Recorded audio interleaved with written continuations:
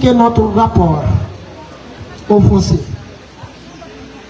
Guy Marius Sagna nous a traité de délinquants fonciers.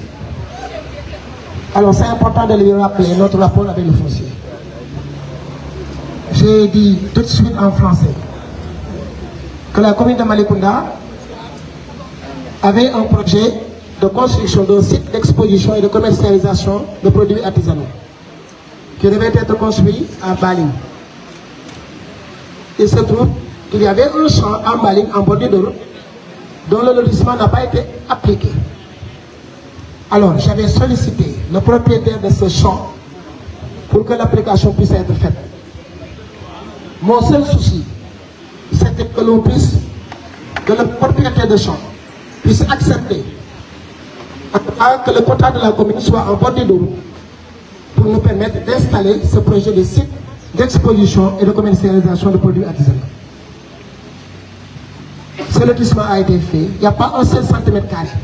que j'ai pris sur ce lotissement qui est en bordure de route. On a affecté le quota de la commune entièrement à la construction de ce SECA qui sert aujourd'hui à abriter des sessions de formation pour les femmes, pour les jeunes et pour toutes différentes sortes de cérémonies. À Ouarang, les jeunes ont longtemps souffert de n'avoir pas disposé à leur disposition un foyer des jeunes comme les autres villages. Lorsque la commune a eu un projet de construire un centre socio-collectif, il y a un Européen qui avait son champ en bordure de route, qui a accepté de faire le lotissement de ce champ-là. Je lui ai dit, le quota de la commune, ma seule préoccupation, c'est que tu nous donnes le quota en bordure de route pour que le projet que j'ai pour les jeunes de Ouarang, que je puisse le construire. Ce lotissement a été fait, le quota de la commune a été dédié à la construction d'un centre socio-collectif à Ouarang. Si j'étais intéressé par l'argent sur ces deux sites-là, j'aurais fait autrement. Si j'étais un délinquant foncier, j'aurais fait autrement. À Nianing, là où nous sommes, sur le centre d'état civil, c'était un espace qui était là pendant des années, très convoité, qui a fait l'objet de tentatives de détournement à d'autres fins. C'est l'occasion de prier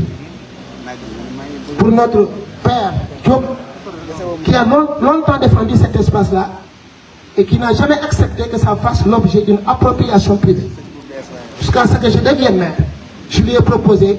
de construire le centre d'état civil ici. Il a accepté. Que Dieu ait pitié de son nom. Je pouvais faire autrement sur cet espace-là. Le même esprit me guidant. Les 18 hectares de Nianing, c'est un espace compris entre l'ancien hôtel du club Aldiana et l'ancien hôtel du domaine de Nianing. Ces deux hôtels avaient fermé leurs portes en 2015 et avaient renvoyé tous les travailleurs, notamment de Nianing, au chômage. Alors, j'ai voulu trouver une solution à cette situation de précarité que vivait la population de Nianing.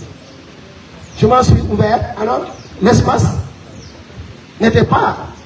public, l'accès n'était pas permis à tout le monde puisque les eaux et forêts s'étaient appropriés de cet espace-là et en avaient fait un centre de référence écologique.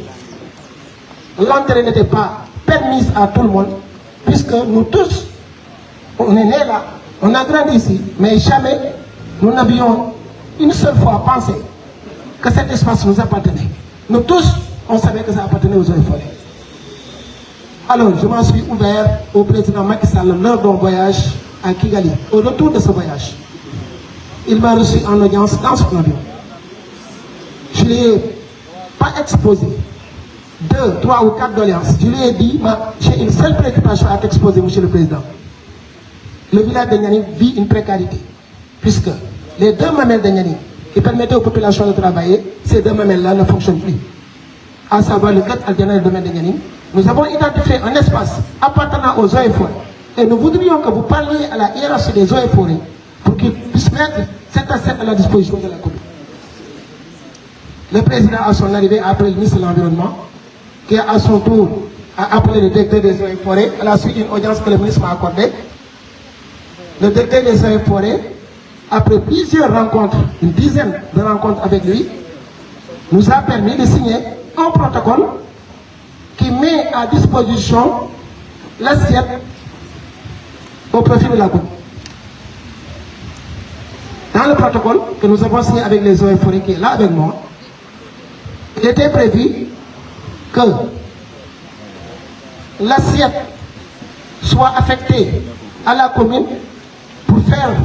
des projets à vocation touristique et qu'en contrepartie, la mairie devrait affecter principalement une assiette de 7 hectares en bordure de la forêt classée pour que le service des eaux et forêts puisse continuer la mission qui a été prévue sur l'assiette de 18 hectares. Principalement, c'était ça le protocole. Il y avait d'autres obligations de la mairie, mais principalement, les eaux et forêts s'attendaient à ce qu'on leur donne une assiette de substitution pour qu'ils puissent continuer le projet de référence écologique qu'ils avaient sur les 18 hectares. Le protocole a été signé entre moi-même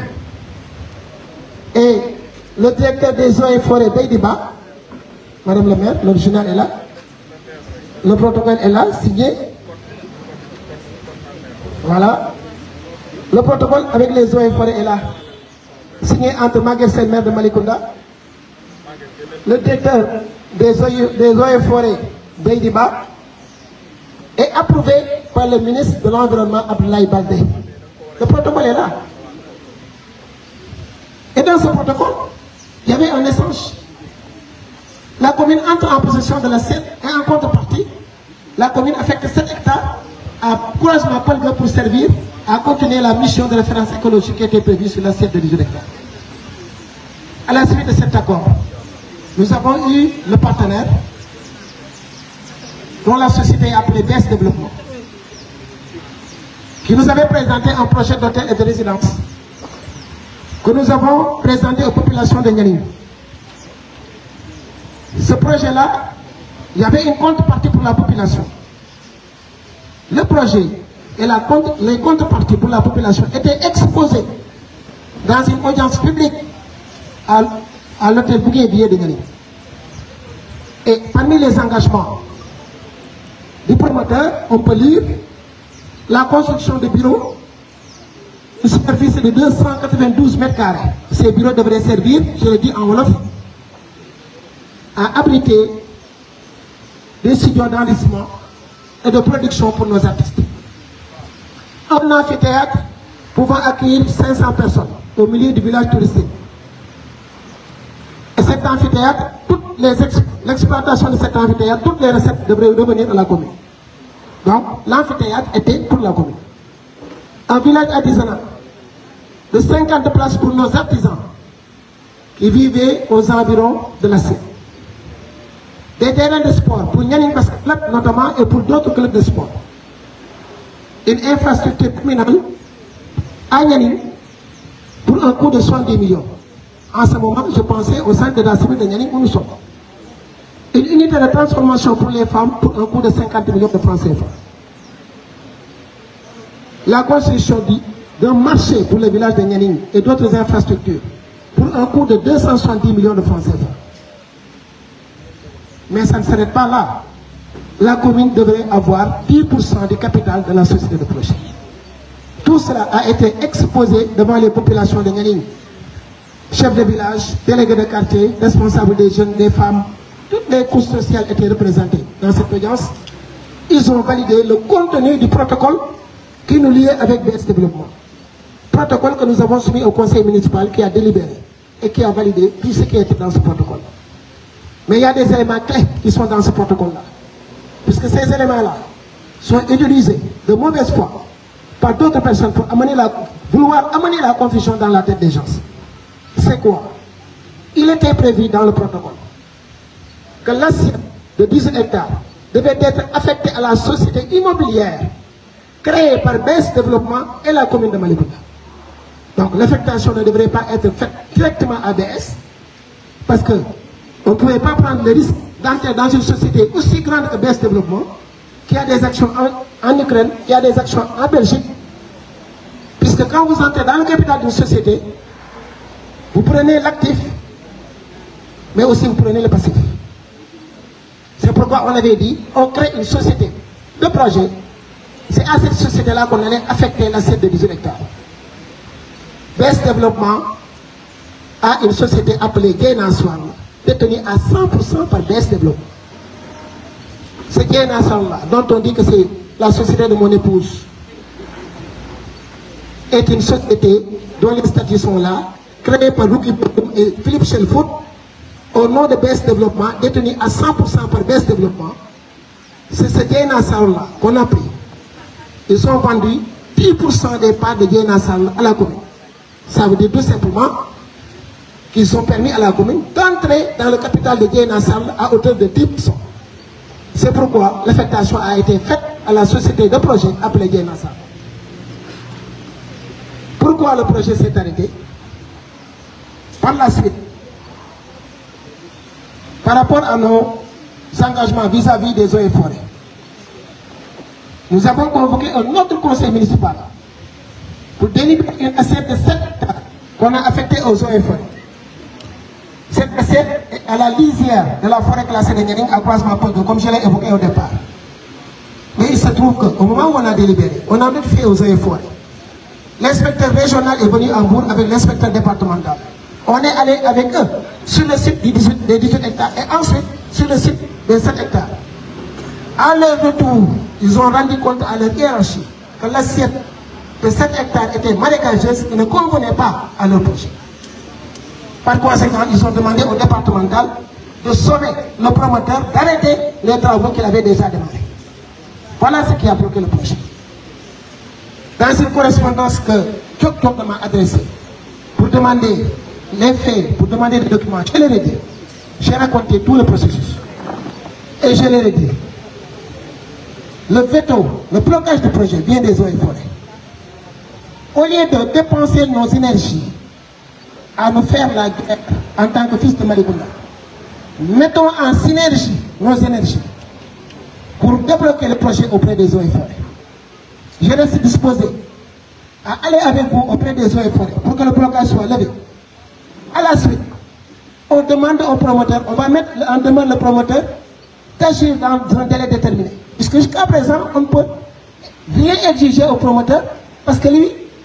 le défaut de mise en valeur ne relève pas de lui. Parce qu'on l'a empêché d'entrer dans le site. C'est pourquoi je me suis dit, même si on désaffecte au promoteur, on va être en illégalité. Sur la base d'une non mise en valeur. Si on le fait, on est en inégalité parce que lui, il dit qu'il est prêt à entrer, mais on l'empêche d'entrer dans le site. Donc ensemble, mettons nos énergies en synergie et allons voir les eaux et forêts pour que le blocage soit levé. On va notifier cela au promoteur, on lui donne un délai très court, au terme duquel, s'il ne s'exécute pas, j'ai demandé à ce que tout Nianing se réunisse à nouveau, choisisse le meilleur promoteur pour le projet. Et ensemble, on va continuer le projet. Je crois que c'est ça, de manière synthétique, je dis en français et en wolof. Quand on a été, on peut comprendre, on a français. Il faut revenir sur la plainte de l'offense en français. On l'a compris. Et Guy Marius Sagna aussi n'est pas venu vous voir. Il faut revenir sur ça. Et la plainte. Maintenant, ils parlent de justice. Et ils sont déjà allés en justice parce qu'ils ont porté plainte devant l'OFNAC qui nous a appelés, qui nous a donné tous les documents qu'on a montrés. Il n'y a rien d'illégal, absolument aucune infraction. Ils n'ont pas eu gain de cause, c'est pourquoi ils n'ont pas évoqué à leur point de presse. S'ils avaient gain de cause aujourd'hui, ils n'ont pas eu gain de cause. Jusqu'à là, on est prêt à amener les documents qui sont là. Ce n'est pas une question de juridiction ou bien de justice.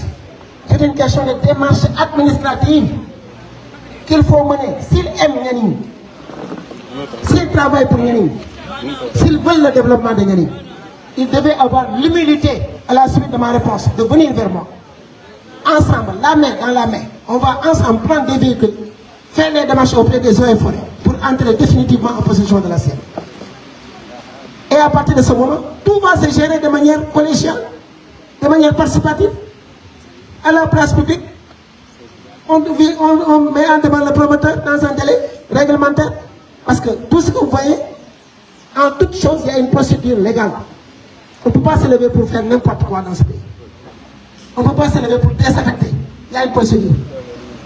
On met en demeure ensemble. Au terme du délai de mise en demeure, si le gars ne s'exécute pas, mais on appelle une assemblée générale où tout le monde va se réunir ici. On va faire un appel à candidature, un appel à projet.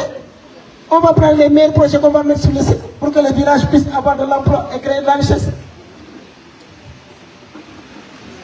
Enfin, Guy Marius Sagna, je crois que Guy doit comprendre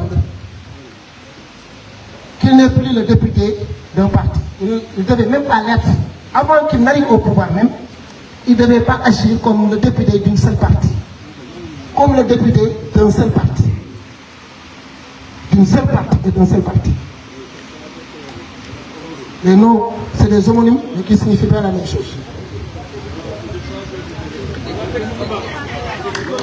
Vous voyez, nous tous, on est Sénégalais. Je crois que Guy Marius Sagna doit nous représenter dignement, nous tous, sans distinction, sans discrimination. En venant à Niani, il devait prendre la peine de m'appeler. Moi, j'ai cherché à l'appeler pour lui donner les documents, mais il n'a pas voulu. J'ai cherché à le contacter pour lui dire, mais Guy, moi je crois que tu es trompé, si tu avais les documents et tout ce qui est contenu, tu n'allais pas même pas venir à Niani, mais tu allais nous aider à régler le problème. Au lieu de nous aider à nous diviser davantage, nous parents, toi en tant que député du peuple, tu devais nous aider à nous réconcilier, tu devais nous aider à régler notre vie.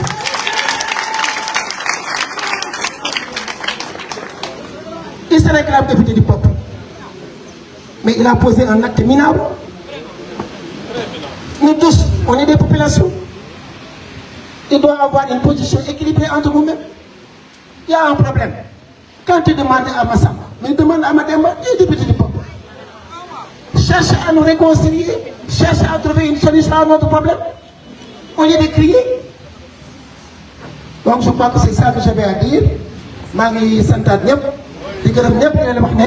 pare nañu tey pare nañu suba pare nañu ginnaaw suba asalaamaaleykum. journaliste yi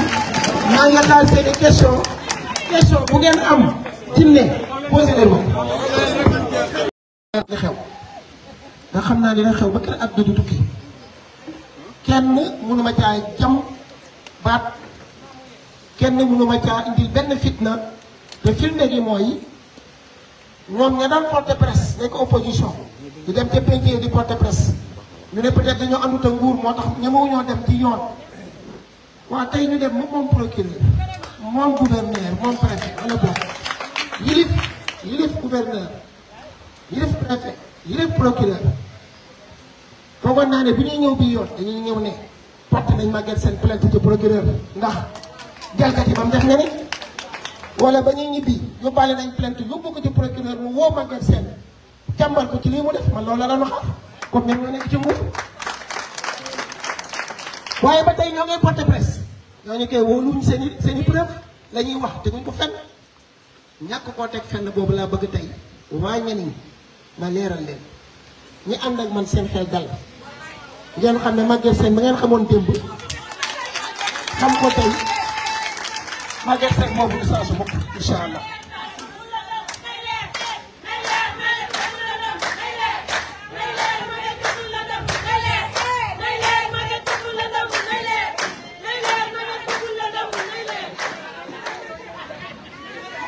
damay tàmbalee balaa may ñëw ci 18 hectares damay wax sunu rapport ak suuf joxe ci ay exemple ñun suuf liñ ci xam mooy indi ay projet nit ñi jëriñu loolu lañ xam ci suuf mbaaliñ bi ñu amee projet nguur gi am projet SECA site d'exposition et de commercialisation des produits artisanaux mooy SECA bii nekk mbaaliñ tey nga xam ne luñ soxla ci formation ak daje fa lañ koy defee boobu pas soxna ñu daan liggéey ci di panoté dëkk Mbuur fañ def SECA ba jàkkaarloo ak mbalim ci ginnaaw tali bi pas soxna moo moomoon tool boobu lotissé woon nañu zone boobu waaye pas soxna dana woon ñi fi nekk wóoluwu leen bu leen daggaloo toolam bi mu déggee ne falu naa mu ñëw seet si ma ne ma damaa bëgg sama tool ba nga daggal ma ko ma ne ko papa de sa wax ji wakkatu bu daje ak gëstu la ndax nguur gi daf ñoo bëgg a defal benn site soxla 2500 mètres carrés en bordure de route te amul fi ñu ko def fii Mbale kon dama lay gunge ci sa dagg tool boobu waaye soxlawu ma ca benn centimètre carré lenn rek laa soxla boo ko daggee joxal mairie bi 2500 mètres carrés mu mën a tabax SECA boobu ci taatu tali bi waaw su ma fekkoon ne man délinquant laa bëgg am tubaab bu ñëwaat ne daa bëgg dagg toolam bu sës ci tali bi waral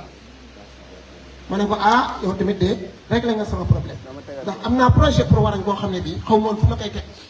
la daloon Ousmane Gueye dal Thiongé dal na ma parce que Warang amatul benn espace waaye lenn rek laa bëgg boo daggee tool boobu jàkkaarloog tali bi jox ma ca 2500 mètres carrés wala boog quota commune ba nu mu toll dajaleel ma ko mu sës ca tali ba ndax dama am yéene pour jeunesse su Warang dafa leen centre socio-culturel boo xam ne bii day jàkkaarloog tali bi te aw moom fu ma ko def. tubaab bi dagg tool bi benn centimètre carré jëluma ko ca place ba ma ko wax mu jox ma ko tey place samp centre socio-culturel pour Warang su fekkoon lekk suuf ak délinquant moo ma yëkkati kon ñaar ak ñett duñ ko yëg dinaa fa fexe am fa ñaari terrain yu baax jàkkaarloog tali bi ma jaay ko ay millions dugal sama poche waaye man loolu yëkkatiwu ma askan wi ak seen njëriñ moo ma yëkkati nga doog a ñëw nag nga niw nag waaw fi ngeen toog nii fii lan moo fi nekkoon avant Maguette Sène di nekk maire fii ab gott la woon lëndëm kurus bari ñax ñoo ngi jaajëfal Baye Diop di ñaan yal na yàlla seeral ay yoo xam te ci bar sax Baye Diop yore jaaseem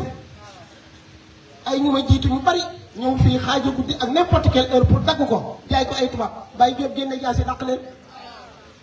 keroog ba mu faloo nekk maire ma ñëw seet si Baye Diop di ko Baye Diop waa gox bii de dañoo am coono ci wàllu kayitu juddu te ñeneen nekk village bi nekk centre parmi les 11 villages ma amoon yéene def ci centre d'état civil boo xam ne bii day rayonné du yem rek ci centre d'état civil waaye lu ñeneen soxla ci wàllu infrastructure publique yéen ko fi mën a def Baye Diop ne ma yaa ngoog nag yow mii laa doon déglu wax ji laa doon déglu suuf si daal lu ci ñeneen jëriñoo laa doon déglu waaye lu ci ma Samba ak ma dem ma dagg def ci poosam moo ma taxoon a yore sama jaasi ji dàq naa bi ku ne ñu waxtaan ak Baye Diop ba jubóo dagg espace bi tabax fi état civil bi tabax fi centre de formation def fi esplanade bi waa ñeneen tey di ko tiital su ma meloon ni nga Baye Diop doon dàq jaasi kon damay ñëw négocier xool nu ma def ak Baye Diop dagg ci jaay ko ay millions toog kon ñun suuf liñ ci xam mooy defar ko askan wi di ko jëriñoo ma doog a ñëw nag damay bàyyi sax Sinthiou Mbadane nag Sinthiou Mbadane 13 hectares yoo xam ne yi waa dëkk ba dañ ko amoon yoon jaar ci dem Pointe Sarène 13 hectares xam ngeen yaatu na loolu moom lu nit bëgg projet nag waroon nga ci amal ak xajal ay kër yoo jaay ma ne leen duñ ci jaay duñ ci dagg lenn nañu dagg 13 hectares yi tabax fii cœur de ville bu Sinthiou Mbadane Sénégal tey jii ñoo ngi fay tabax poste de santé war faa def collège war faa def stade war faa def village artisanal centre socio-culturel foyer de la femme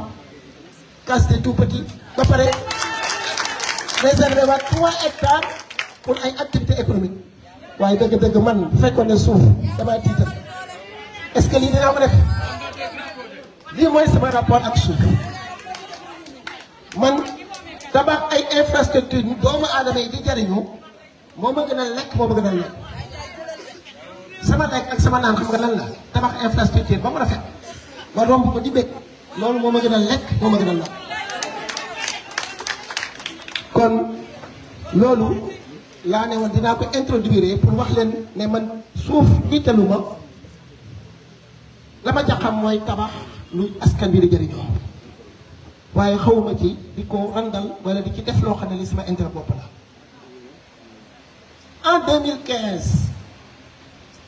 ma ñëw ci madame Appo mu ne day tëj hôtel la ñu def fa délégation wax ba sonn madame Appo ne moom mënatul day tëj hôtel bi fekk booba club Altena tëj na ma xam ne ñeneen doon na ñeneen ak la muy employé ci waa ñeneen bu tëjee musiba am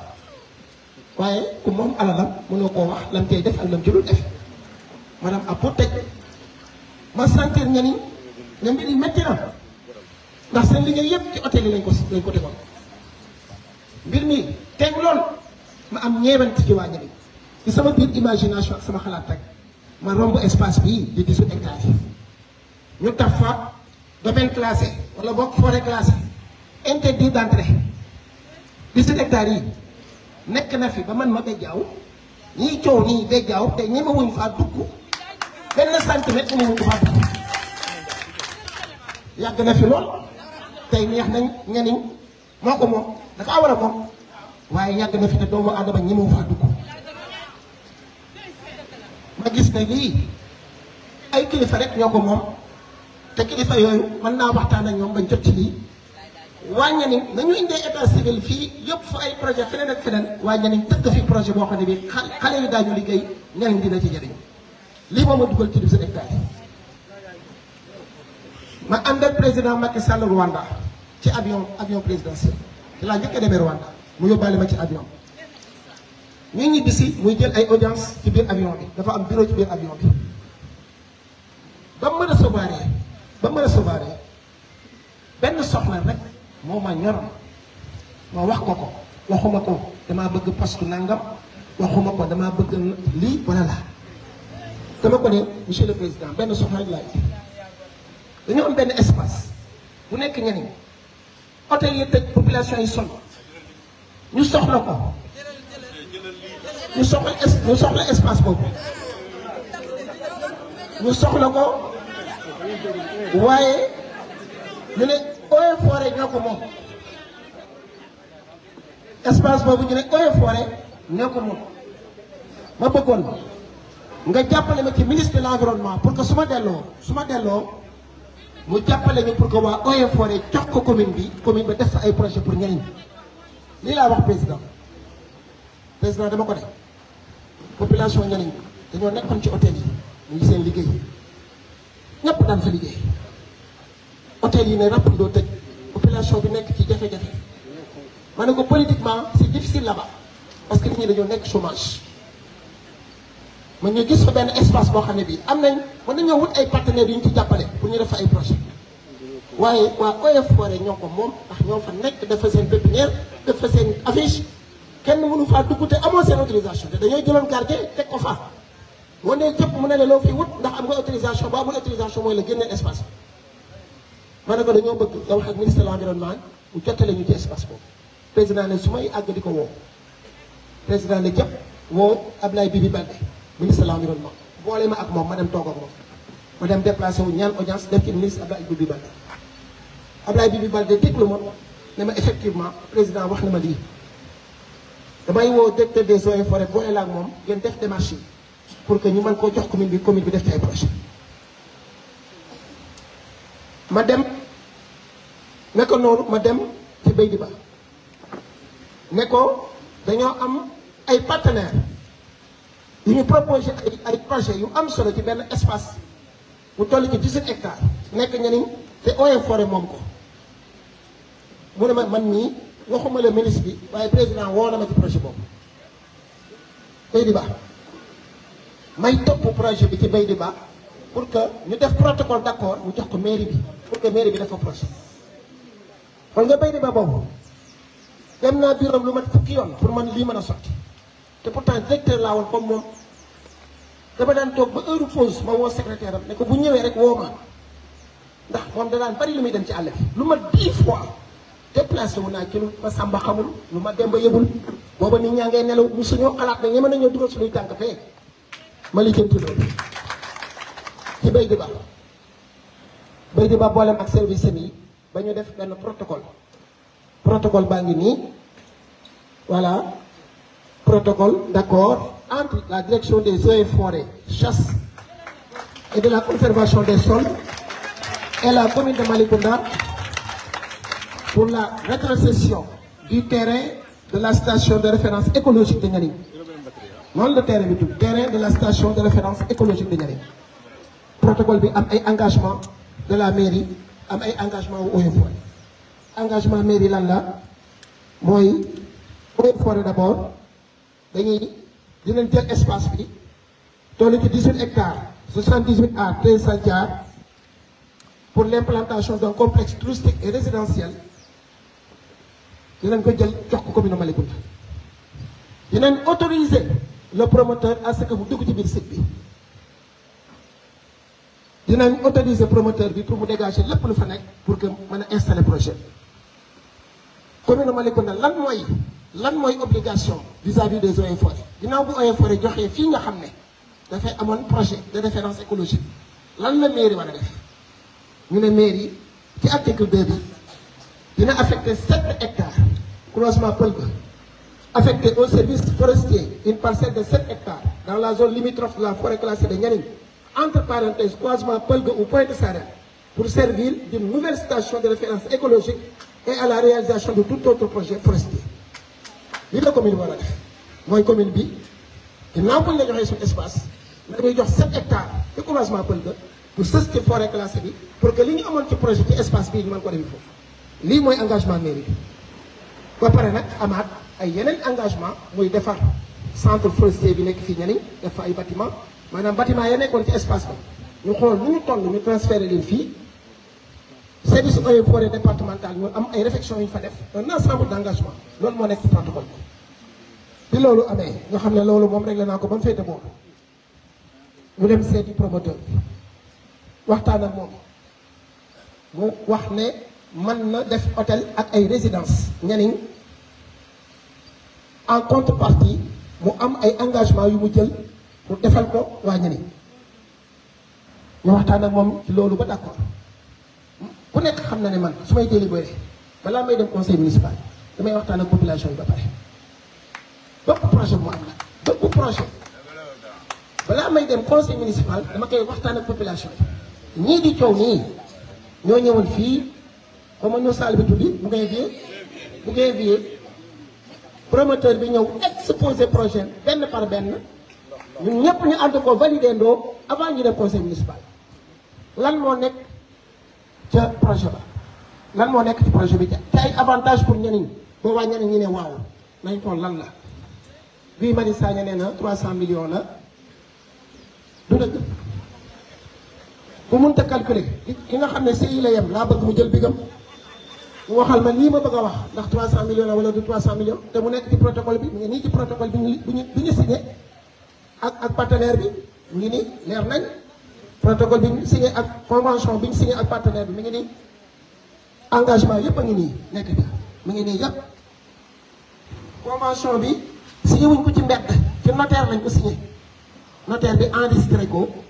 authentifié ko kon ñun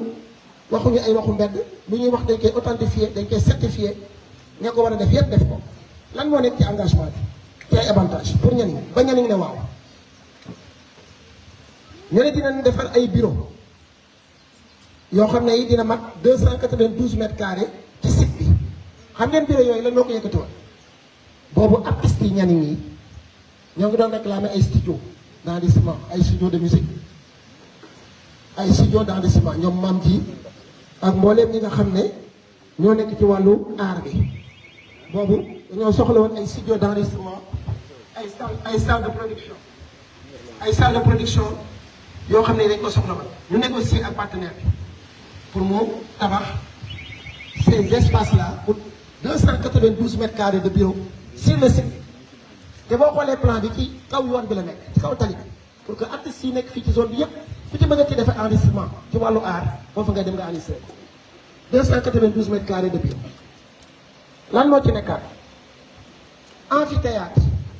pour accueillir 500 personnes amphithéâtre pour accueillir 500 personnes au milieu du village touristique dont les recettes d'exploitation reviendront exclusivement à la commune de Malicounda. Amphithéâtre mooy place bu mag bu ñuy defee cérémonie bu ñuy defee spectacle xam ne day am jumtukaay yépp pour que artistes yi produire fale dañoo préparoon chaque semaine ñaari groupe artistes dem ci amphithéâtre ba produire pour artistes pour touristes yi dañoo préparoon ci amphithéâtre boobu chaque semaine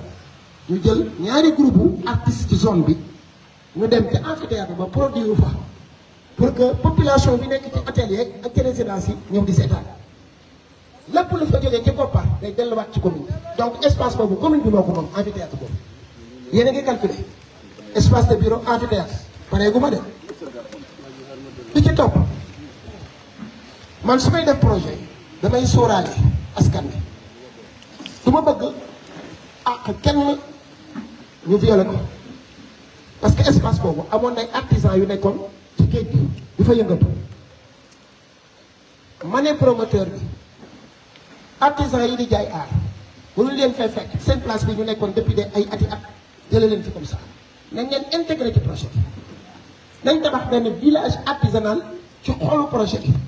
boo xoolee projet bi ci digg projet bi lañ tabax benn village artisanal bu 50 cases 50 cases 50 cases yooyu dañ ko waroon a jox moo leen koy antiquaire ku nekk ñeneen ku daan nekk ci defes bi ma ngoog ñoom googu toog ñoom lañ prévoiroon pour que 50 cases yooyu ñu dem di fa jaay art ci biir site bi waaw 50 cases calculer leen ko yu moderne nag am jumtukaay yépp lan moo nekkaat ci protocole bi ñu ne des terrains de sport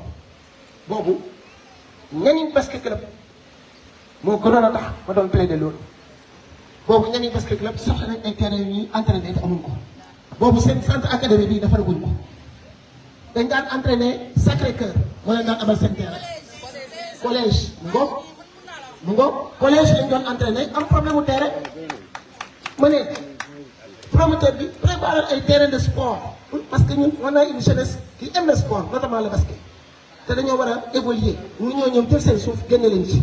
ñu préparer ay terrain yu bari ay terrain basket yu bari ak ay terrain handball yoo xam ne toute la jeunesse ku bëggoon a pratiquer y compris ñani basket club foofu ngay def say entraînement loolu ngeen noté ko une infrastructure communale à usage de bureau dans le village de Nianing pour un coût total de 70 millions boobu état civil bi tabaxaguñ ko état civil bii ma leen di wax nii booba tabaxaguñ ko ma ne tubaab bi da nga ñuy tabaxal benn infrastructure publique bu Nianing soxla pour un coût de 70 millions boobu état civil bi laa ci doon prévoir pour que promoteur bi tabax ko à un coût de 70 millions ku ca topp xam ngeen jigéen ñi nag saa yi may négocier du ma leen fàtte ginnaaw ma leen fàtte ginnaaw moom ma boole leen ci projet bi ma dugal leen ci yéen tamit da nga ni une unité de transformation de produits locaux au profit des femmes de Nianing pour un coût de 50 millions de francs CFA ma ne promoteur bi suñ jigéen ñi dañoo nekk ay jàmbaar di fu nekk di fay daw jëm waaye amuñu ay unité yu ñuy defee seen production dañoo bëgg nga financer benn unité de production biir Nianing pour un coût de 50 millions de francs CFA ndax yéen a ngi calculer am sonn ngeen ci calcul bi pare bu ma de unité de production de 50 millions la construction d'un marché dans le village de Nianing la construction d'un marché dans le village de Nianing loolu lañ prévoir et d'autres ouvrages communaux connexes pour un coût total de 270 millions de francs CFA 270 millions waaw ñun doublé wuñu 300 millions wala ñu triplé ko kon 270 millions boobu moo mujj a nekk engagement te jeexul l'octroi à la commune de 10% du capital de la société immobilière lui donnant des droits d'une égale valeur dans la répartition des bénéfices société bi ñu war a installé muy exploiter espace bi commune bi day am ci capital bi 10% bu ñu demee ba fin d'année bénéfice yi bu ñu ko séddalee commune bi jël 10% dugal ci gafakaam ko neexee def Nianing ko neexee def Pointe Sarène ko neexee def Malicounda kon kay avantage yi yéen tamit bu ngeen ci wax ndax lii bari na wala bariwul l'octroi à la commune de 70% des emplois ouvriers l'octroi à la commune des emplois cadres dans la limite des compétences emploi ouvrier yi 70% emploi cadre yi cadre bu présenté profil pour war a mën a liggéey ci site bi ñu jël la li ñu wax ci xaalis am na solo trop waaye man lii moom a gën a yitteel sax mooy l'emploi parce que ba may laaj espace bi chômage laa waxoon ak ñàkk a liggéey ak précarité yeneen engagement yépp bu ci nekkuloon te emploi yi nekk ci rek man loolu atteindre na sama objectif parce que commune amul vocation pour du commerce commune du jaay commune ñëwul pour def ay bénéfices commune day ñëw créer cadre pour que askanam am liggéey pour que activité économique am la cay retombé teel la fa ci population bi loolu mooy liggéey commune waaye ñu nekk ñu ay jula suuf yuy dem di waxaale ay milliards suuf déedéet dañu li jënd suuf teg fa projet askan wi di jariñu fii ba téeméeri at waaye ñun duñ jaay suuf kon loolu moo nekk ci protocole bi nga xam ne waa Nianing ñoo ko validé fii population bi yëpp validé ko avant ñu koy yóbbu conseil municipal bi ñu demee conseil municipal ma ñëw ci délibération bi wax ni bari na fen yi bari na waaye dinaa leeral lépp loolu jaaxalu ba parce que am nañ fuñ ko yóbbuwoon di yaakaar ndam te amuñu ndam foofu dinaa ci ñëw foofu lay mujjee dama ne ba ñuy délibéré dañoo def ci protocole bi ne BS développement la ñuy signer protocole waaye ci biir protocole bi dañoo prévoir créer benn société de projet boo xam ne bii BS développement ak commune Malicounda ñoo ko war a bokk ci société de projet boobu la sunu 10% war a nekk 10% xam nga tuddal naa leen ko léegi di bénéfice waaye mais 10% boobu fan lay jógee il faut nga dugg ci société pour nga am 10% dañoo wax ci protocole bi ne commune Malicounda ak BS développement dinañ créer société maanaam commune Malicounda dina am 10% ci projet bi dina am 10% ci projet bi loolu lañ wax ci protocole bi commune Malicounda dina am 10% ci projet bi kon ñun ba ñuy délibéré dañoo délibéré ne protocole bi nañ ko validé bañ ko validé ci biir protocole ba da am ay engagement wu mairie am ay engagement wu partenaire bi protocole bu ñu ko validé mooy engagement ya mairie ba am ci protocole bi na ko maire exécuté te engagement yooyu lenn rek mooy engagement ma mairie ci protocole bi ma leen liiral léegi mooy ci article 2.1 bi la partie 1 s'engage à effectuer mu ngi noonu wax ji ñëwaat na la partie 1 s'engage à effectuer à la société immobilière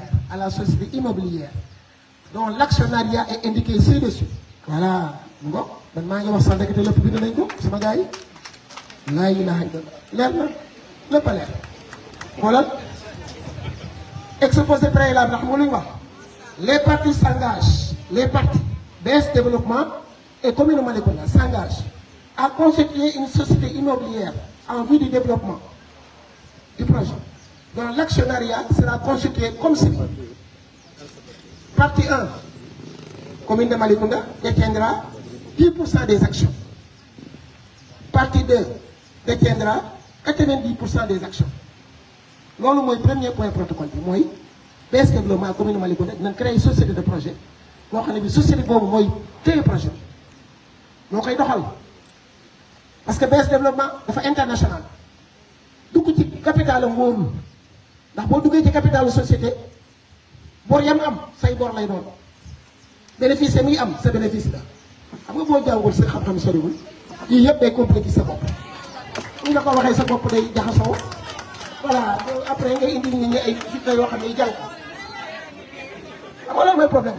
le niveau est trop élevé lii nii ma leen di waxal da leen a sut wala boog ñu naa fekk ñu xam ko ba pare naa fekk ñaar yooyu moo mën a nekk soit amuñu niveau bu comprendre lii limpide wala dinaa fekk rek ñaar yooyu ñoom ñooy phase na ban la ci kon ci protocole bi dañ ne commune Malicounda et BS développement s'engage à constituer une société immobilière en vue du développement du projet dont l'actionnariat sera constitué comme suit. La partie 1 mooy commune Malicounda parce que ci protocole bi ci départ bi bu ñu nee entre les parties la municipalité de Malicounda d'une part si après indiqué partie 1 et BS développement d'autre part si après indiqué partie 2 donc bu ñu nee partie 1 commune Malicounda la partie 2 BS développement léegi nag ñu ne les deux parties s'engagent à constituer une société immobilière en vue du développement du projet dont l'actionnariat sera constitué comme suit. La partie 1 détiendra 10% des actions. La partie 2 détiendra 90% des actions. léegi nag ñu demante beneen article ñu ne la partie 1 muy commune Malicounda s'engage à affecter à la société immobilière dont l'actionnariat est indiqué ci-dessous mooy société immobilière bi ñu tudd par délibération du conseil municipal un terrain 6 à Nianing qui représente un bornage une superficie approximative de 18 hectares. kon délibération bii bu ñu ko validé mooy utiliser nañ maire pour mu procéder à l'affectation de l'assiette à la société de projet qui va être créée entre la commune de Malicounda et BS développement. loolu leen xam nga bañ demee conseil bi ñuy wax ne en fait di wax BS développement di ko wax am na benn conseil bu jóg ne comme comprendre la gën a wóor daal mooy bu ñu délibération bi nañ ci mentionné non am naa ko mu fii ci biir nañ ci mentionné ne suuf si bu ñu ko jox BS développement parce que wóorul parce que nekkuñ ci capital waaye nañu autoriser le maire à affecter l'assiette à la société de projet qui va être créée entre BS développement et la commune loolu wax nañ bi ci délibération bi ba voté ko loolu kay mooy jox autorisation maire pour que mu dawal protocole baa ngi kay validé nañ ko waaye ñu jox nañ engagement ñun jox nañ ma autorisation pour ma affecter à la société immobilière mais loolu leer ñu ne délibération amul seen njàng moo soriwul seen njàng ci boppam moo soriwul léegi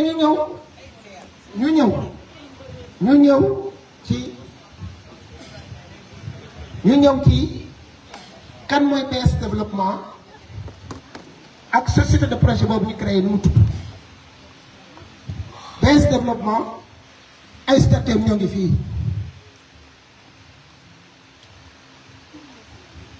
BS développement yi nii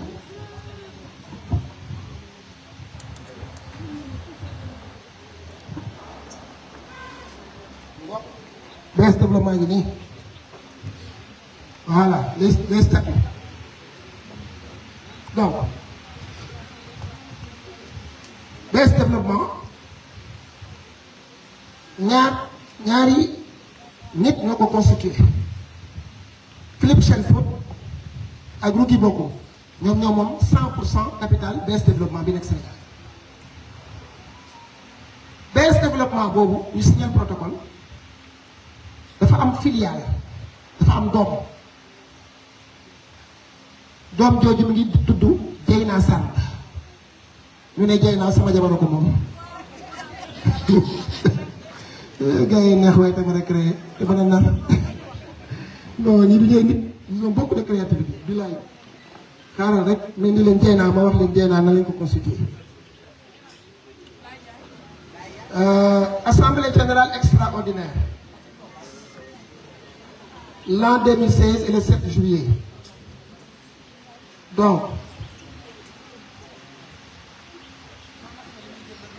donc l'assemblée générale dont les pouvoirs voilà donc ana BS développement BS la soxla balaa nga ñëw ci Dieyna xool leen ma BS kii bi voilà non Dieyna bàyyil ma jël Dieyna rek lépp ci Dieyna lépp fii voilà ñu ne voilà Dieyna Sall voilà Dieyna Sall la ngi nii donc il est formé Dieyna Sall lii mooy acte bi ko créé Dieyna Sall bi ñuy coow naan sama jabar ko moom au lieu ñu affecté ko BS dañoo créé benn société bu tudd Dieyna xamuñ fu mu jógee sama jabar ko moom Dieyna ngi nii ak statut ak ay tampon notaire ma wax leen Dieyna mooy kan il est formé par la société dénommée BS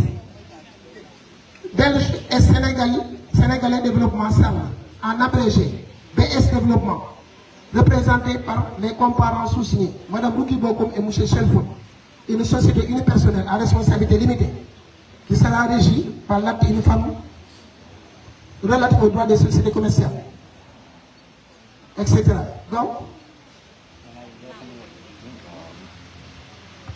Donc BS Développement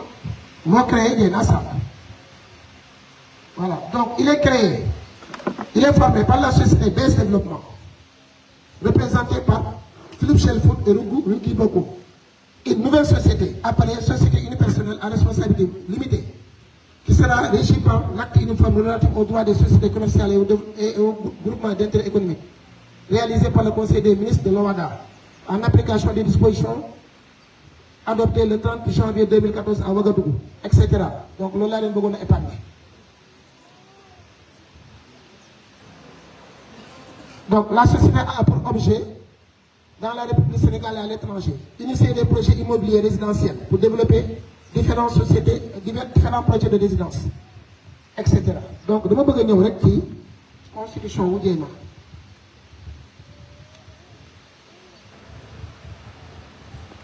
Voilà, donc acte premier il est formé.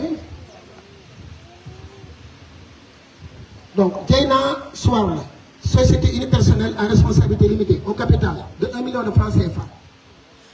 Donc Dieyna bi moom la BS développement créé par cet acte. Article 3e, voilà, faut vous le trouver. Article 3e, dénomination de cette société. Dénomination. Dans le texte, de mais droit, mon compliqué. Annoncé vie, donc on dirait tout fait. Dénomination, article 3e. La société prend la dénomination sociale de Dieyna Soir. Cette dénomination ou raison sociale pourra à tout moment être modifiée par décision de l'associé unique à prendre conformément aux dispositions de l'acte uniforme. La durée de la société est fixée à 20 ans, etc., etc. Il est fait par apport à la société constitué de 1 million de francs CFA. Donc, li moom mooy constitution wu société Dieyna Sall maanaam Dieyna Sall BS développement nga xam ne lu ki bokkum ak Philippe Chelfoot ñoo ko moom ñoom ñoo créé Dieyna Sall moom 100% du capital. Donc BS développement moo créé Dieyna Sall. Dieyna Sall doomu BS développement la lu ki bokkum ak Philippe Chelfoot ñoo ko créé ci acte bii ba pare tudde ko Dieyna Sall. bi ñu defee délibération ba pare ne BS développement dafa war a moo commune Malicounda créer benn société immobilière amoon na ñaari option dem créer société bu bees commune bi am 10% BS am 90% ñu tudde ko ni ñu neex waaye BS développement moom bii am ci 100%. Dieyna Sall bi la ñu jël Dieyna Sall boobu la ñu jël jaay ñu ci 10% maanaam dugal ci mairie bi Dieyna Sall moom lañ jël dugal ci mairie bi am ci 10%. Dieyna Sall nga xam ne BS développement moo ko moom lu gi bokkum ak Philippe Chelfoot ñoo ko créé moom 100% des parts. Dieyna Sall boobu la ñu woo commune bi ne ko au lieu ñu créé commune société bu bees lii suñu société suñu doom la te moom lañ bëgg a defee projet bi kaay ñu jaay leen 10% dugal leen ci société bi loolu benn la wala du benn. Ça c'est la même chose ils ont une société ils ont 100% wooñ société bu ñu war a porter projet bi commune bi da cee war a am 10% bees am ci 90% ñu wooñu nañu dañuy jël commune bi dugal ko ci Dieyna Sall boobu moo war a porter projet bi. Acte de vente baa ngi des parts acte de vente des parts à la commune ñu def entre la municipalité de Malicounda et BS développement yéen déglu bu baax en vertu des pouvoirs qui leur sont spécialement consentis. Il a été exposé ce qui suit. Le vendeur BS développement est propriétaire de 100 parts de la société Dieyna. Le vendeur BS développement est propriétaire des 100 parts de Dieyna, dont le siège social est à Warang Serer, lot numéro 232. Cette société a été constituée en date, etc. Le capital s'élève à 1 million. L'acheteur, le vendeur, cède à l'acheteur qui accepte. Le vendeur qui gagne un acheteur du commune Malicounda qui accepte 10% de la totalité des parts de la société Dieyna précédée, soit 10 actions représentant au capital, représentatives du capital de la société. Vous voyez, donc, loolu leer na maanaam commune Malicounda mi ngi nii Philippe Chelfoot ak Rougui Bokkum ñi moom BS développement créé am doom bi tudd Dieyna boobu lañ jël 10% wu Dieyna jaay ko commune. Acte de vente baa ngi nii devant notaire authentifié. waaw léegi waxuñu woon te délibération bi dañuy affecté suuf si dañoo jox maire autorisation pour mu affecté suuf si société immobilière bi nga xam ne BS ak commune bi ñoo ko moom waxuñ ko woon. Dieyna bi nekkul doomu BS développement 100% des parts yi BS développement moo ko moomal dugalul commune bi ci biir ba mu am ci 10%. kon léegi jëy naa kan ko moom BS développement moo ko moom ak commune bi ñu affecté ko suuf si moo waral loolu ñu jël di ko yëkkati naan jëy naa ne jëy naa sama jabar la jëy naa ma Samba jëy naa ma Demba alors que jëy naa doomu BS développement la yoo xam ne ji dañ koo may dañ caa may xam naa ne bu doon ci sëy la dina compliqué dañ caa may commune bi pour mu dugg ci désormais jëy naa bii mairie ba tey jii mairie bi am na ci 10%. kii lañ affecté suuf si parce que lii moo gën a wóor parce que BS développement maîtriser wuñ ko dafa am Sénégal am Ukraine am Belgique am fu ne waaye Dieyna Sarr bi fii lañ ko créé commune bi am ci 10% de part ñu affecté ko suuf si loolu damaa bëgg mu leer nañ pourtant lii de ci kanamu préfet Mbour préfet laa wax de kayit yi yëpp jox nañ ko préfet càmbar ko ba mu leer nañ ñoom ñëpp mu leer waaye ñoom waxuñ ko keroog waxuñ ko ah man ñii ban façon lañ il faut nga xam ban façon lañu voilà. léegi lan moo bloqué projet bi lan moo tax projet bi aboutirul lan moo tax projet bi aboutirul xam ngeen ci protocole bi ñu lié ak Eaux et Forêts wax naa ko sànq mairie bi daa waroon a affecté wax naa ko ba pare xam nga ci ab leçon lañ nekk de leçon damaa bëgg bu ngeen jugee fii yéen ñëpp ngeen ban di ko nettali di ko wax benn par benn tey enseignant bi mooy wax parce que comme ñi may wax ak seen niveau dafa wàcc trop damaa bëgg yéen ñi nga xam ne yéen macha allah bu ngeen jugee fii penc bu ngeen taxaw càmbar ko ba mu leer nañ parce que affaire bi question de bonne foi la quand tu es de bonne foi tu comprends vite mais quand tu es de mauvaise foi tu ne peux pas comprendre loolu rek la. Eaux et Forêts dañoo waxoon ne pour que ñu jox ñu suuf si nañ leen jox 7 hectares fan waxuma ko léegi croisement Pelgue ci wetu forêt classée bi xoolal ñu dem conseil municipal délibéré 7 hectares à la lisière de la forêt classée parce que ñoom condition boobu lañ posé woon day tafu ci forêt classée bi ñu délibéré 7 hectares croisement Pelgue bind service régional bi nekk Thiès ne leen protocole bi ñu boolee ak yéen te ngeen demandé woon ñu jox leen 7 hectares délibéré nañu délibération baa ngi nii dañoo bëgg ngeen ànd ñu ñëw xooli espace bi Eaux et Forêts bu Thiès taal oto ñëw jël bu Mbour ñu ànd di site 18 hectares yi escale fa mu xool ko parce que boobu inspecteur bu bees la woon ñu doon doog a xam li xew ñu wan ko projet bi ñu ànd ak moom ba ci 7 hectares yi ba mu ñibbee dafa rendre compte à ses supérieurs ne leen foofu c'est une zone marécageuse mënuñ ko accepter parce que daa am ay camp am ay ndox lañ bëgg ci projet mënuñ koo def foofu waa Eaux et Forêts ñoo wax loolu.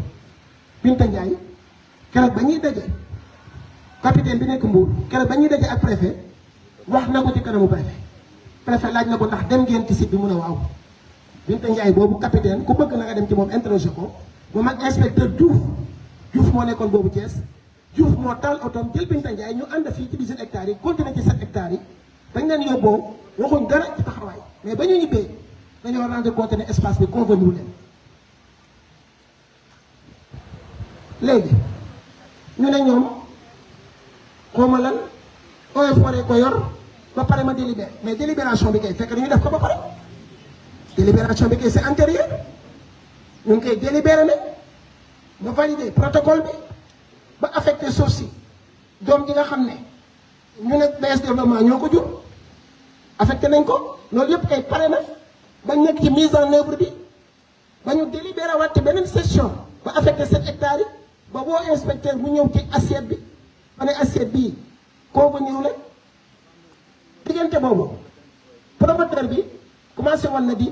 dagg garab yi ak a clôture waaye ba ñu ñibbee ba def rapport bi Eaux et Forêts yi ñoo woote fii Mbour wax promoteur bi na arrêté la muy def ci site parce que 7 hectares yi ñu mairie bi waroon a jox jubóoguñu ak mairie bi dafa am ñu jox convenir ñu lii moo tax ma ne suuf si ñu ci eaux et forêt 7 hectares yi convenir ñu départemental eaux et forêt demal nga ne promoteur bi na arrêté ba keroog mairie bi ñu jox 7 hectares yi ñu ko waxoon te ñun amuñu feneen 7 hectares ñeneen amul 7 hectares ñoom ñu bind ma lettre waa jóg jot na bind ma lettre laaj ma ci li ñu wax nangam fu projet bi jaar nii naa ma tontu leen wax leen lii yëpp ne leen damaa bëgg wax ji waa ñeneen dégg bu baax ma ne leen ma nettali fi ma jaar yëpp ne leen lenn moo bloqué projet bi mooy eaux et forêt ñoo posé seen veto ñoo permettre tout promoteur bi dugg ci projet bi liggéey bu fekkoon amul benn blocage promoteur bi liggéey mais kon ñun ñoo koy njëkk a nangu jox ko keneen waaye mais promoteur bi boo ko waxee danaan la man pare na sama projet pare na waaye eaux et forêt ñoo ma tere dugg ci site bi pour liggéey ñoom bañ ma bindee ma ne leen ma rappelé leen fi ñu jaar yëpp ne leen benn blocage rek la am mooy eaux et forêt ñoo posé seen veto damaa bëgg balaa ñuy nekk fii di xeex ñun waa ñeneen kese ñun waa Malicounda kese ngeen ñëw ñu boole suñ doole boole suñuy pexe dem eaux et forêt fexe eaux et forêt lijjanti assiette bi jox ñu ko suñu ko joxee ñu woo promoteur bi jox ko délai su exécuté dans les délais xayru bu exécuté wul mais ñun ñëpp nañ wuti ay partenaires bu ñëw exploité site bi man lii laa leen wax waaye lii ku bëgg ñeneen ku bëgg ñeneen buñ la wooyee ne la projet bi lii ak lii moo ci am waaye lii moo ko bloqué muy eaux et forêt ñoo posé seen veto ñëw leen ñu ànd dama ko defee woon amatuma nag énergie man kese di dem di xeex nag xeexal ñoo xam ne ñii da ngay xeex ba pare ñu lay won ngoree déedéet damay def kay dama koy ànd ak ñoom dañuy ñëw kay ñu boole suñu doole dem xeexi waaye di xeex ci kaw boo tëbee ñu ko sa tànk ci suuf loolu du ma ko def du ma ko def dama leen ne projet bi fii la jaar ak fii te leerta ba blocage bi moo ci nekk muy eaux et forêt ñoo posé seen veto parce que 7 hectares dañ leen joxoon convenir leen moo tax ñooy promoteur bu duggati ci projet bi ñëw leen ñu boole suñu doole au lieu ñuy ku nekk di jël dooleem di xeex moromam ñun ñuy doomu Malicounda kese ñëw leen ñu boole suñu doole dem ci eaux et forêt fexe ñu jox ñu suuf si su boobaa promoteur bi dootul amati lay ñu jox ko délai bu leer ne ko délai bii de boo ci tàmbalewul ñu nangu suuf si bu tàmbalee xayru bu tàmbaliwul ñun ñëpp ñu bokk toog ak ñeneen ku am promoteur nga indi ko ca projet ba ñu càmbar xool promoteur bi ca gën ñu def ci projet bi waaw lii kay leer na waa ñeneen lii leer na lii leer na lii mooy blocage bi ñun ñoo bokk dëkk bi balaa ñuy jël suñuy jaas yi di goronte nañu ranger jaas yi sol suñuy dàll civilisé sol suñuy costume dem eaux et forêt dem ci municipal rawatina actuellement nga xam ne ñoom ñoo nekk ci nguur gi ñëw leen kee ñu dem eaux et forêt te ba tey offre boobu c'est valable Ablaye Ndiaye bu fekkee ne lu baax rek moo leen yëkkati Ablaye yóbbante leen leneen bu fekkee ne lu baax rek moo leen yëkkati defar rek moo leen yëkkati bëgg ñeneen rek moo leen yëkkati offre boobu tey la gën a valable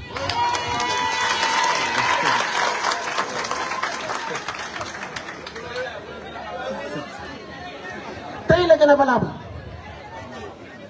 nañu ñëw ñu boole suñu doole comme ñoo nekk ci nguur gi rawatina nag ñu ànd Mbour ànd Thiès dem Dakar seeti ministre de l'environnement kii fii ci département mu ne ñu levé nañ lépp mën ngeen a dugg ñu jox ultimatum promoteur bi nga ko délai sangam boo deful projet bi nu mu gën a gaawee ñu tiddi la fi promoteur bi bu ko deful mais ñu dindi ko woote assemblée générale ne ku am projet pour hôtel ñu war a wax ba lii du dëkk waaw entre lii ak wuti benn nit boo xamul dara ci li muy wax lan moo gën ku bëgg sa dëkk lii nga war a def wala lan nga war a def kon gars yi yaakaar naa ne mbir mi leer na léegi nag am na ñoom yu ñu waxul démb ndax ñoom porté nañu plainte OFNAC lu ne ñu def ko porté nañu plainte audit bi ñuy wax am na porté nañu plainte OFNAC ñoom ñooñu waxuñ ko OFNAC woo ñu càmbar te ci nguur gi la ñu OFNAC woo waaye ñu dégg nguur gi bañ ko xoolee xam nañ ne lii luy jege lu lëndëm nekk ci.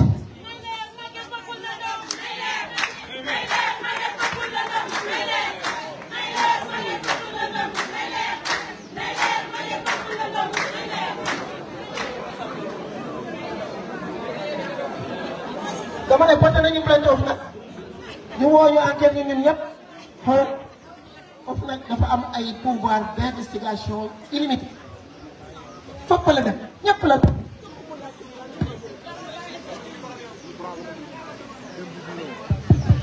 képp ku laaj ci projet bi laaj nañ la waaye xam nañ ne lii ma wax nii waaye lii lu ko gën a leer lii am projet jaaxle ci sa population wax ak sa président ci avion mënoon koo wax nomination mënoon koo wax ay avantage waxoo ko nga wax ak moom ci njëkk mu ñëw boole la ak ministre bi yore mbir mi boole la ak directeur ba nga lijjanti ba signé protocole kooku jox la suuf si nga wuti partenaire def ñëw présenté projet bi population yi yóbbu ko conseil municipal ñu délibéré ñu war a exécuter mu am blocage ba ñun ñëpp ñu xam ko may leen ñëw leen ñu boole suñu doole ka yore blocage bi ñu dem wuti solution ci moom su lever blocage bi ñu woo partenaire bi mettre ko en demeure ne ko defal projet bi dans un délai de temps soo ko mënul ñu résilier ku am projet ci yéen ñu teg ko ci table ji xool le meilleur projet pour le site ñu def ko waaw lii ndax leerul kon mbir mi mi ngi noonu sama offre tey la gën a valable